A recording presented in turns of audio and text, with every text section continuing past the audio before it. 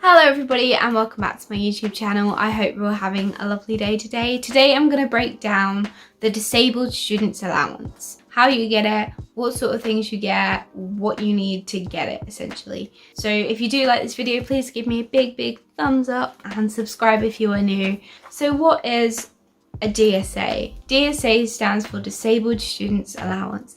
It can help cover costs and fund certain things due to a disability. Now, a disability could be anything from physical health, mental health, to a learning disability like ADHD or dyslexia.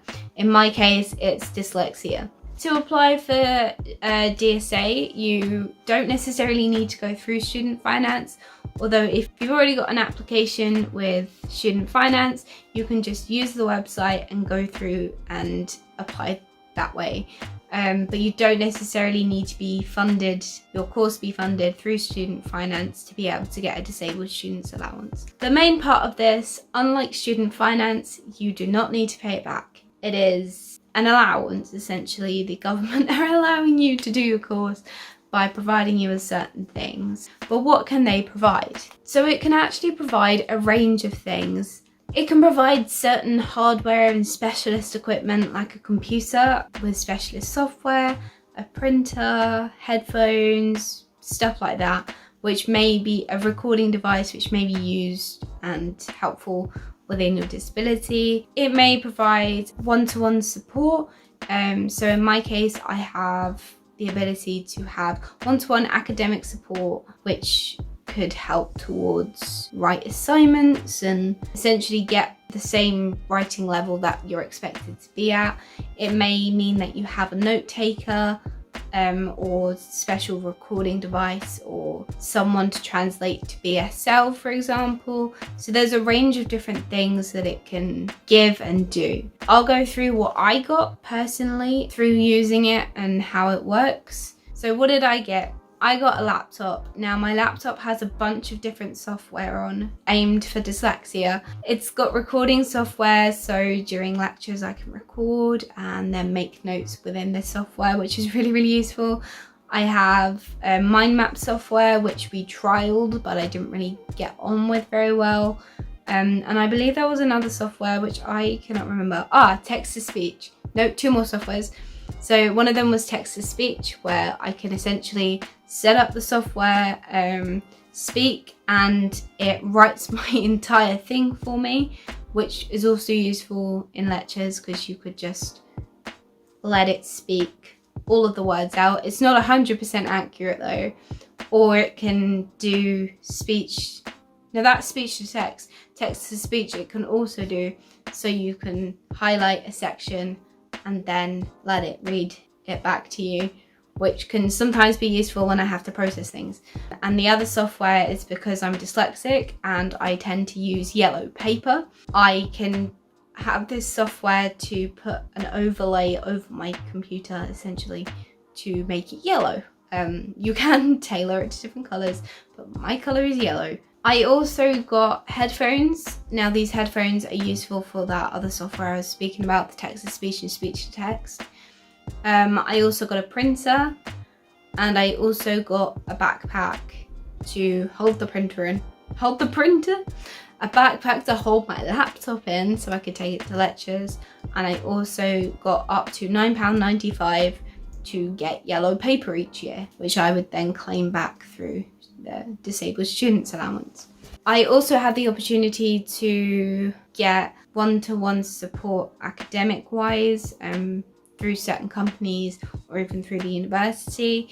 And then I also was able to get extra time, although that was more of a university thing than a Disabled Students Allowance thing. But I discussed it with them in the needs assessment, which I will cover in a second. But that's essentially all what I got. So to qualify for a DSA, you need proof or evidence of a diagnosis or something like that, just some proof, physical evidence when you're over the age of 18 to say, here you go, I have this. For me, that meant I had to go and privately fund a dyslexia diagnosis, which cost around 350 quid, I think. So quite expensive, but I've got a diagnosis now because we had to go privately. I couldn't do it through the school because my birthday was quite late in the year, the school academic year, so I couldn't get it funded through them when I was 18. So I had to pay for it privately, which you do not get back. So that may be a thing to consider if you're trying to get it all set up before you go to university in your first year. Once you've put through the application on the government website, on the student finance website, once you've put that through, you will then be sent off most likely to a needs assessment centre, which is funded as part of your DSA to basically, what it says, assess your needs. You'll discuss all of the difficulties and how this affects you and what you think might be beneficial. And then they show you certain softwares and show you certain things that they think might be useful to you.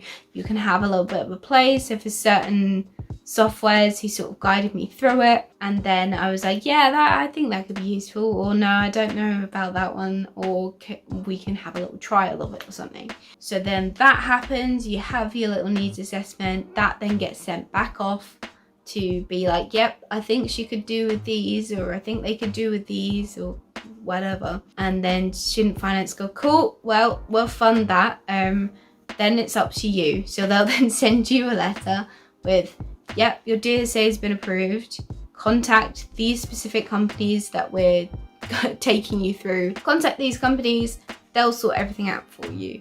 So I had this one main company supplying my laptop and all of the other equipment and things, which student finance had, or the disabled students allowance had selected that you will go through this company. The sum total of all of the stuff I had costs around, I think it was £1,200, so quite a hefty amount. And once I'd gone through the company and be like, yep, this is what they want me to have, how does one get it, what do we do? And they're like, you pay £200 and that's it. You pay £200 for whatever they've deemed necessary, essentially. So you kind of could say that I got a laptop for £200 plus other bits, which is pretty good, but it's needed and has been very, very useful to get me through my degree. The cost of the needs assessment that DSA send you through is refunded by your DSA, so it's completely free, but they urge you to not buy any equipment before your needs assessment because essentially, like I've just said, they'll sort it out for you and be like, here's your equipment. All of this can take about 14 weeks to get through to the finish, essentially. It can be a lot sooner. I think I had mine in about 6 weeks because I did it early, but I didn't have the equipment until probably about 2 weeks before university started. So I think I probably sent it off in around July time, and I didn't have it until September. So it can take quite a while to actually get your stuff. Part of the stuff, because I had certain software, I also had some training sessions. So I had them before I went off to university. Had training sessions, learnt how to use them, and then was able to jump in first week and be like, right, I know what I'm doing, kind of. Certain softwares, I was like, I kind of know what I'm doing, but as I used them, they got better. In summary, the Disabled Students Allowance is really, really useful. I will leave the link down below to go and find more information about it. I can only speak from my experience and what I gained from it, but overall it's a really, really useful thing. The main software that I use now is called Sonison Audio Note Taker.